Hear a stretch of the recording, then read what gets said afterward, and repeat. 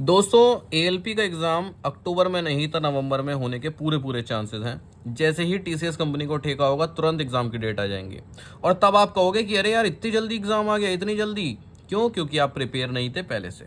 बहुत से मतलब ये बात चल रही थी यूट्यूब पर, बहुत सारी वीडियोज़ इससे रिलेटेड थी कि ये मैसेज एक सर्कुलेट हो रहा है जिसमें कि बताया गया है कि एएलपी का एग्ज़ाम 3 अक्टूबर से 14 अक्टूबर है और 10 दिन पहले आपको आपकी एग्ज़ाम की सिटी बताई जाएगी। ठीक है, हो सकता है ये फेक हो, पर इसमें अगर अक्टूबर बोला है तो मान के चलिए कि अक्टूबर नहीं तो मैक्सिमम नवंबर में आपका एग्ज़ाम हो जाएगा। ठीक, वर्स्ट केस लेके चलते हैं कि हाँ अक्टूबर में एग्ज़ाम है और अभी क्या चल रहा है, अभी सितंबर चल रहा है, यानी कि 1 महीना 1.5 महीना मान लीजिए। हम इस समय 40 डेज का लेकर चल रहे हैं लास्ट की स्ट्रेटेजी कि हमको किस तरह से प्रिपेयर करना है। अब यहाँ पर हमारे सामने दो तरह के लोग होंगे दोस्तों।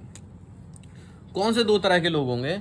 एक वो होंगे जिनका कि सिलेबस कंप्लीट हो चुका होगा, ठीक है, यानी कि वो पहले से पढ़ रहे होंगे। दूसरे वो होंगे जो डेट आने का इंतजार कर रहे होंगे, जिनकी की कोई प्रिपरेशन नहीं होगी।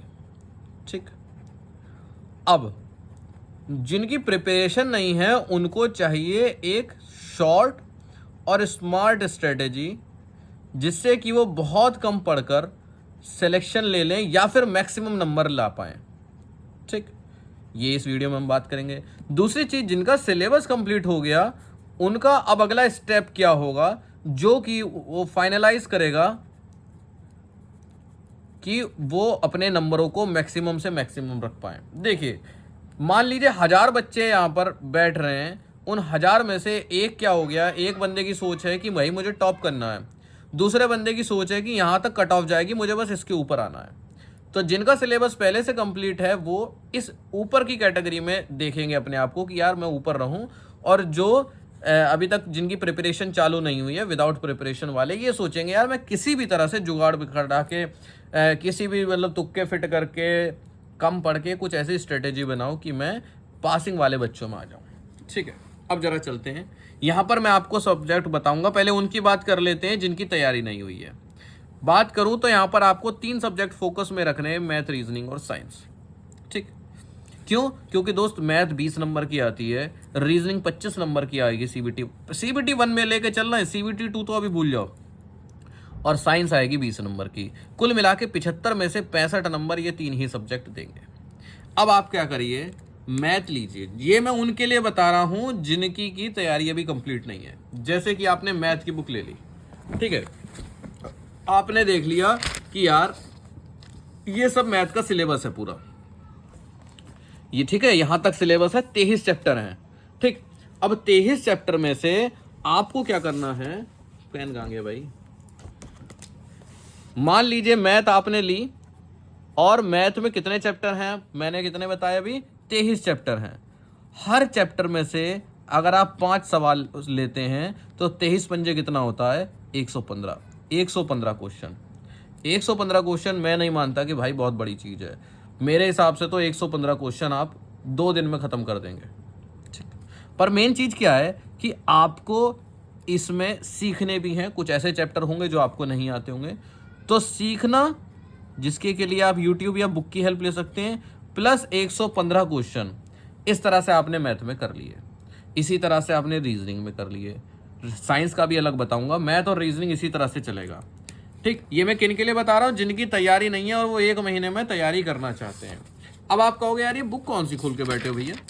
दोस्त ये बुक है किरण पब्लिकेशन की, बड़ी मोटी सी लगेगी। मोटी सी पता है क्यों है?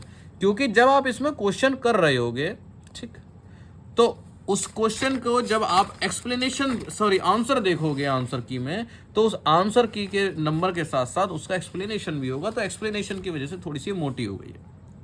यहाँ पर आप क्या करिए, यहाँ पर कई सारे टाइप दिए होंगे, उन टाइप के या फिर चैप्टर के 5-6 सवाल ले लीजिए। मोटा मोटा ही बता रहा हूँ, 5 सवाल, किसी के 7-8 सवाल, डिपेंड करता है आप कितनी देर उसको पढ़ रहे हो।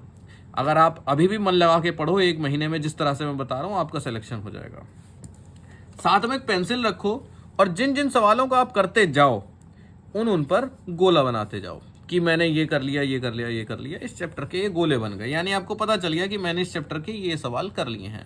रैंडमली उठा उठा के सवाल कर लेना, जिससे ये ना रहे कि शुरू के आपने आसान आसान सवाल कर लिए। ठीक, यहाँ पर हम आगे बढ़ जाएंगे। ठीक है, अब आप बुक पूछोगे तो किरण पब्लिकेशन की मैथ की बुक है।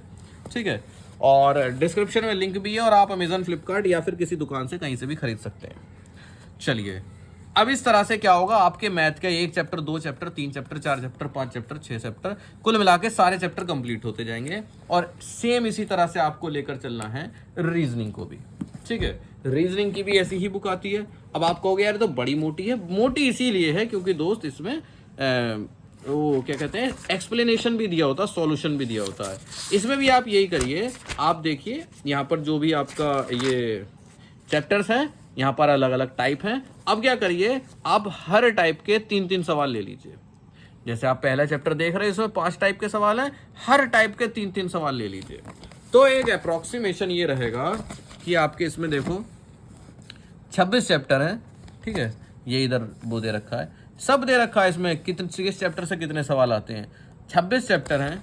ठीक है, 26 चैप्टर में से रीजनिंग के क्या होगा, रीजनिंग 26 चैप्टर हैं, इसमें अगर 5 टाइप हैं और हर टाइप के 3 सवाल करेंगे तो आप देख लीजिए कितने सवाल बैठेंगे।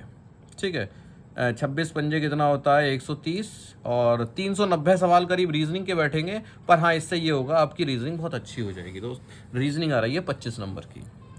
इसके बाद बात आएगी साइंस की। साइंस में आपको फिजिक्स, केमिस्ट्री, बायो 3 सब्जेक्ट आते हैं, जिसके आपको न्यूमेरिकल भी करने पड़ेंगे। किसके, फिजिक्स के, छोड़ना मत दोस्त। CBT 1 में फिजिक्स के न्यूमेरिकल को प्रैक्टिस कर लेना, फायदे में रहोगे। ठीक है, इसमें क्या होता है दोस्त, आप चाहो तो ये वाली बुक ले सकते हो, किरण पब्लिकेशन की आती है, सामान्य विज्ञान के नाम से आती है, हिंदी इंग्लिश दोनों में आती है। अभी इसमें क्या है, ये कंप्यूटर, ये पर्यावरण, ये सब भी सवाल आते हैं, ये मिसलिनियस वगैरह में सब आ जाते हैं, पता नहीं चलता है। इसमें आपको चैप्टर वाइज यहाँ पर आपको मिलता रहेगा। इंडेक्स आप देख सकते हैं, बहुत अच्छा इंडेक्स है।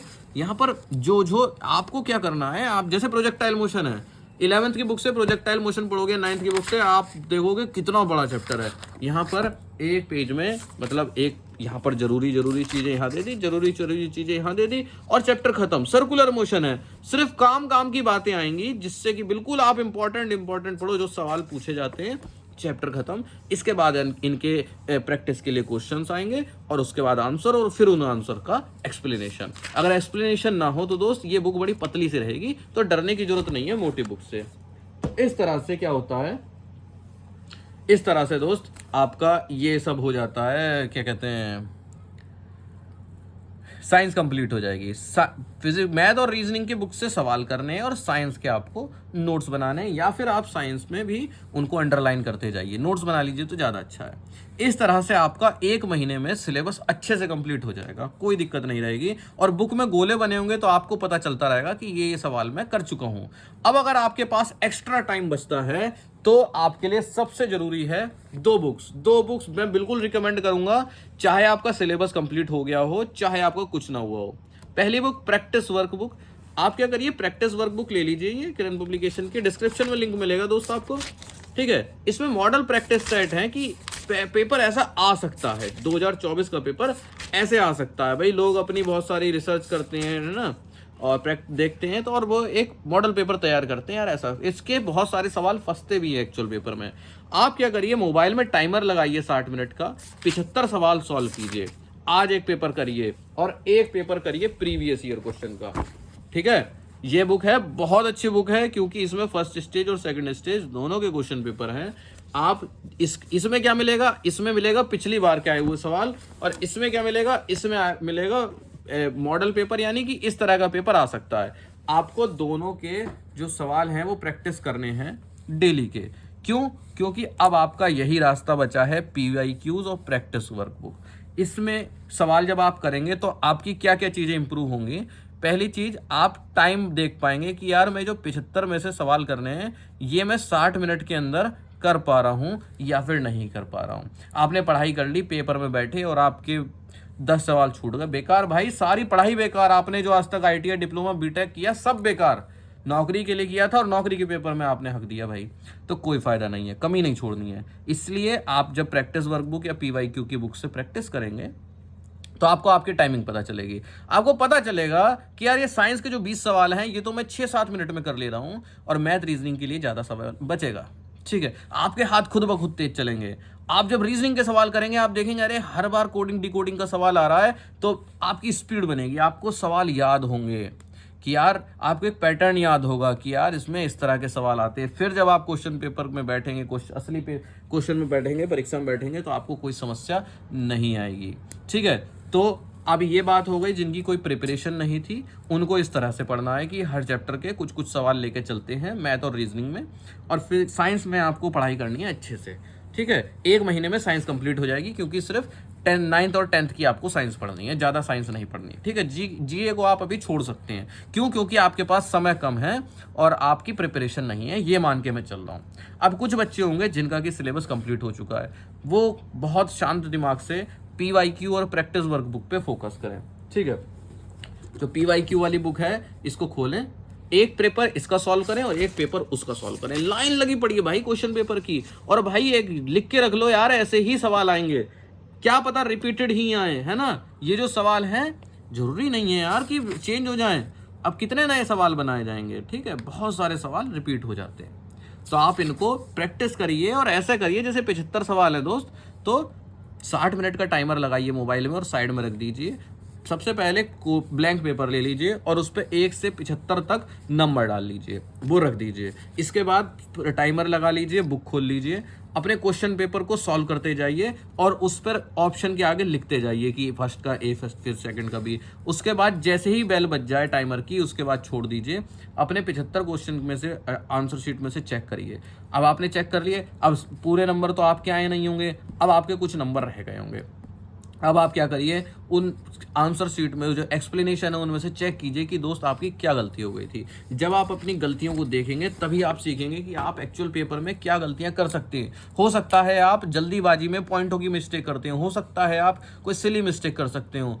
ठीक है, हो सकता है आप कई बार दिया होता है ऑप्शन ABCD और दिया होता है 4 3 2 1, आप सोचो यार इसका आंसर 3C लगा दिया, ऐसे गड़बड़ हो जाती। कई सारी गलतियां होने के चांसेस रहते हैं। ये कब पता चलेगा? जब आप क्वेश्चन के पेपर को दोगे। तो क्वेश्चन पेपर को जब आप प्रैक्टिस करोगे तो आप एक तरह से असली पेपर दे रहे हो। तो कोई भी चीज़ पहली बार क्यों दी जाए, ऐसा लगे जब आप क्वेश्चन पेपर को असली में देने जाओ, आपका रेलवे LP का एग्जाम हो, तो ऐसा लगना चाहिए आपको कि अरे इसमें कुछ नया नहीं है। ठीक है, मैं तो पहले से ही 100 पेपर सॉल्व करके बैठा हूँ और बहुत बार आपको वो रिपीटेड सवाल मिलते हैं। तो जिनका सिलेबस कंप्लीट हो गया उनके लिए ये टिप है। साथ ही साथ आप ये देखेंगे कि इसमें करंट अफेयर और GA का आप पैटर्न नोटिस करेंगे, और उसके बाद आपको पता चलेगा आपकी मिस्टेक्स कहाँ है, कि क्या आप समय कम ले रहे हैं, समय ज़्यादा ले रहे हैं यानी स्लो हैं, या फिर आप कैलकुलेशन मिस्टेक कर रहे हैं, या फिर आप रीजनिंग के सवाल गलत कर रहे हैं, या फिर आप GA में अटक रहे हैं, या फिर आप साइंस के न्यूमेरिकल में अटक रहे हैं। अपनी मिस्टेक्स को नोट आउट करके फिर आप अपने उन मिस्टेक्स पर वर्क कीजिए। ये उनके लिए है जिनका सिलेबस कंप्लीट हो चुका है, और जिनका सिलेबस कंप्लीट नहीं हुआ वो कोई समस्या नहीं है। आप मैथ की बुक लीजिए, किरण पब्लिकेशन की ले लीजिए, रीजनिंग की बुक ले लीजिए किरण पब्लिकेशन की, और ले लीजिए एक साइंस की। मैथ और रीजनिंग की आपको सवालों की प्रैक्टिस करनी है। ठीक है, मैथ और रीजनिंग के सवालों की आपको प्रैक्टिस करनी है। हर चैप्टर के 5-6 सवाल करते जाइए। उसको सीखिए, पहले यूट्यूब से टॉपिक देख लिया, LCM SC अब सीख लिया, अब 5-6 सवाल कर लिए। जो टॉपिक आपको आते हैं वो कोई समस्या वाली बात नहीं है। ठीक, जब आपका सिलेबस कंप्लीट हो जाए जैसे ही, ठीक है, उसके बाद जब आप ये previous year question practice workbook करेंगे तब आप सॉल्व करेंगे, तो हो सकता है कि आपका IQ लेवल या फिर आपका लेवल पहले से ही इतना अच्छा है कि आपको कोई समस्या ना आए। और ऐसा भी हो सकता है कि वहां पर जाकर आप मात खाएं, आपको लगे अरे यार मैं सवाल सॉल्व नहीं कर पा रहा, पर तब आपको पता तो चलेगा कि आप कौन सा सवाल नहीं सॉल्व कर पा रहे। तब आपको पता चलेगा कि यार मेरी रीजनिंग तो सही हो गई, मेरी थोड़ी सी मैथ कमजोर रह गई, मैथ में भी स्टैट्स कमजोर रह गया, या फिर मैं क्या कहते कैलकुलेशन में टाइम लगा रहा हूँ। जब आप जैसे जैसे प्रैक्टिस बढ़ाते जाएंगे, अपने रोज एक सेट्स को लगाते जाएंगे, तो आप 60 मिनट के अंदर 75 सवालों को बहुत आसानी से कर रहे होंगे और अपनी कमियों को जानते होंगे। और मेरे दोस्त, आधी परेशानी तभी खत्म हो जाती है जब आप उस कमी को जानते हो। मैं अगर अपनी कमी, मान लो मैं दारू पीता हूँ और मैं कहूँ यार मैं तो बहुत अच्छा आदमी हूँ, यानी मैं तो अपनी कमी को पहचानता ही नहीं। पर अगर मैं जानता हूँ कि यार मेरे अंदर मैं शराब पीता हूँ, यानी मुझे पता है मेरे अंदर क्या कमी है, तो मैं उसको सही भी कर सकता हूँ। तो अगर आप अपनी कमी को नोट कर सकते हो कि मेरी फिजिक्स कमजोर है, या फिर मेरे न्यूमेरिकल नहीं आ पा रहे हैं, हर बार पेपर में सही नहीं हो रहे हैं, तो आप उस पर वर्क कर लीजिए और उसको फिर आप अच्छा बना लीजिए। तो ये सलाह है लास्ट के 1 मंथ के लिए। अब आप ऐसा ही मान के चलिए कि मुश्किल से 1-1.5 महीना बचा है, क्यों? क्योंकि लास्ट का समय में समय कम मिल पाता है। आप अपने कई सारे डॉक्यूमेंट्स को कंप्लीट कर रहे होगे, रिजर्वेशन करा रहे होगे, आ रहे होगे, जा रहे होगे, बहुत बार तबीयत खराब हो जाती है, थकान की वजह से तबीयत खराब हो जाती है, बहुत सारे काम लग जाते हैं, उस समय पढ़ाई इतनी अच्छी नहीं हो पाती। साथ ही साथ दिमाग इतना मैच्योर नहीं होता है कि उस सिचुएशन को हैंडल कर पाएँ, कई बार बच्चे घबरा जाते हैं। तो इसीलिए मैं कह रहा हूँ कि ऐसा मान के चलिए कि आपके 1 डेढ़ महीना ही बचा है, अक्टूबर नहीं तो ज़्यादा से ज़्यादा नवंबर तक पेपर हो जाएगा और आप अपनी तैयारी को आखिरी प्रारूप में ले जाइए। पढ़ने के अलावा अगर आपने पढ़ाई शुरू नहीं करी तो जल्दी से कोर्स कंप्लीट करिए और कोर्स कंप्लीट हो गया तो जल्दी से प्रीवियस ईयर क्वेश्चंस की वाली बुक ले लीजिए और प्रैक्टिस वर्कबुक और अपने डेली क्वेश्चंस लगाइए।